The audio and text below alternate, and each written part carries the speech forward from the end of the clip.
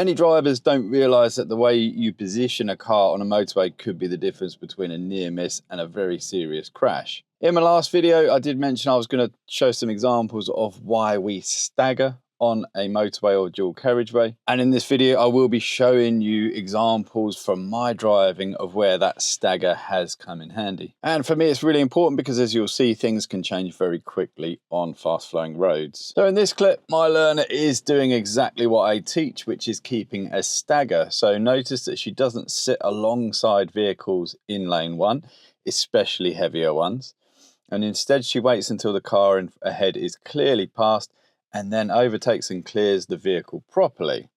Why? Because if something suddenly does happen in lane one, a sudden change, a wobble, a distracted moment, or an emergency, she's not trapped, she's got space. So a quick question for you in the comments, do you usually pass vehicles like this, or do you find yourself sitting alongside other people for periods of time? Staggering isn't just about positioning, it is about planning ahead. Whenever I'm driving, I'm also very aware constantly of what's behind me, and this will often give me an escape route as per this first clip. So we've just passed a middle lane hogger by correctly moving out to the right and passing them. And then I'm continuing past slower moving traffic. Now up ahead, unbeknownst to me at this point in time, there is a stranded vehicle and the lorry suddenly needs to move out.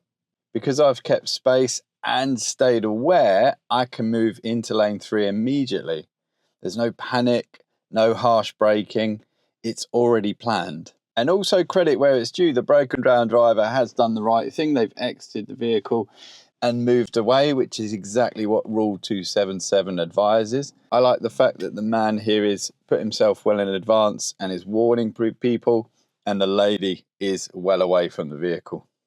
I've unfortunately, as I've said before, known someone that lost their life by remaining in their vehicle when there was a hard shoulder, and this one is even more dangerous as there is no hard shoulder. So again, a plea, please never stay in your vehicle unless you are disabled if you break down. Broken down vehicles can be very risky on fast flowing motorways. It's one of the reasons I hate smart motorways. Here a highway maintenance vehicles pulls into the space in front of me, so I start to just ease the speed a little bit in an attempt to create the space. And note as I go into the stagger, I catch a glimpse of a stranded vehicle and the lorry manages to move quickly into the space I've allowed for this exact situation. I can't say for sure. I think potentially the lorry driver sees this a bit later than maybe he could have. My eyes are always trained into looking as to where the road ahead is going, not straight ahead. But hard to tell for sure. I think in this clip, looking back at it, I would have liked to have seen myself holding back a little bit more than I was. I did reflect that I was focusing a little on the van behind as they're very close. And it is always hard to build a gap from someone in front whilst being tailgated, even if it's not being aggressively done. I will be talking about people that drive too close more in my next video and how it forced a mistake from myself recently. Again, this is great to see the occupant has exited the vehicle, but please do pay attention still to traffic. If the lorry had smashed into the red car, there is still potential for very much injury or worse here. So as I said, I would have liked to have been holding back further looking back. However, it is the reality of driving in that sometimes you're trying to deal with the pressure of people behind you whilst trying to maintain a gap ahead. And it's not always easy. Now, the last clip for me is genuinely quite scary. I'm following the black car, keeping a nice stagger going, and then I spot a lorry in the lay-by indicating to rejoin. And I'm sure many of you would have been just as horrified as I was when it pulled out, because I already knew exactly where the Tesla was behind me. They're closer than I'd like, and they're not particularly staggering very well. This for me is where staggering really matters, because with nowhere to go, this could have been really nasty.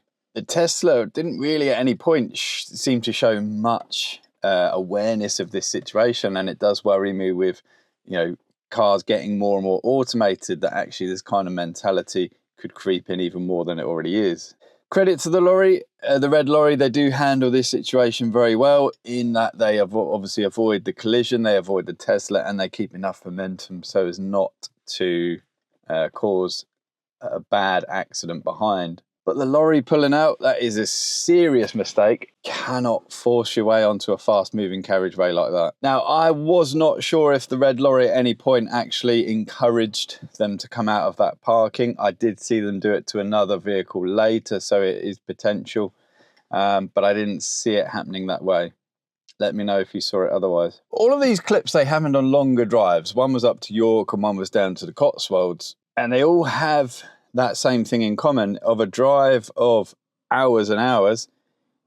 Things change in seconds. Staggering isn't just a nice habit, it's defensive driving. You are preventing a problem before it happens. It gives you time, it gives you space, and sometimes it gives you a way out. The one thing I can guarantee is if more drivers drove in this way, we would see a reduction in road casualties. If you found this useful, drop me a comment, let me know. Always good to hear. And do you actively practice staggering yourself when you're driving? And I'm sure many of you have experienced situations similar to the ones in the clips. Stay safe, and remember, a good stagger, you just never know when it could save a life.